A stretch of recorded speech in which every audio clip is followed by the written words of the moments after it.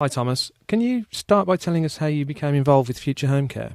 Found out about Future Home Care. I was working at a horse riding stables, working with children from the age of 5 upwards to adults.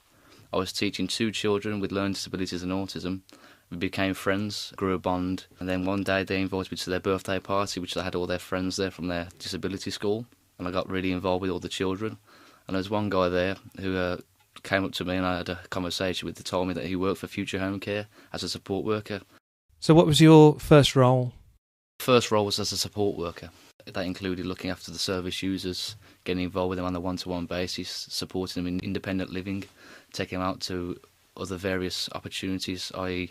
sea life centres, going to goat karting, zoos, historical monuments, and giving them the time really that they've been looking for quite a long time, and making sure they're enjoying themselves at all times, and helping them learn more skills like cooking, cleaning, personal hygiene, and just being really good friends with them all, really, and helping them on a day-to-day basis.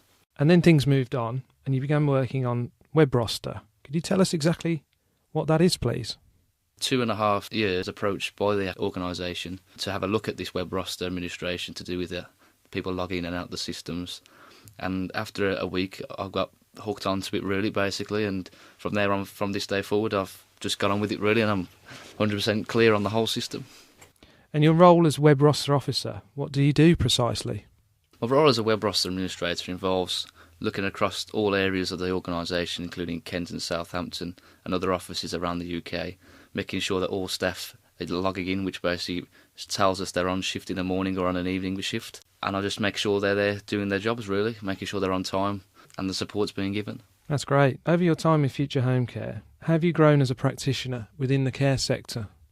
Been part of the organisation, I have all the mandatory training. I've gained MVQs 1, 2 and 3, as well as Studio 3 training, and other various training involving service users.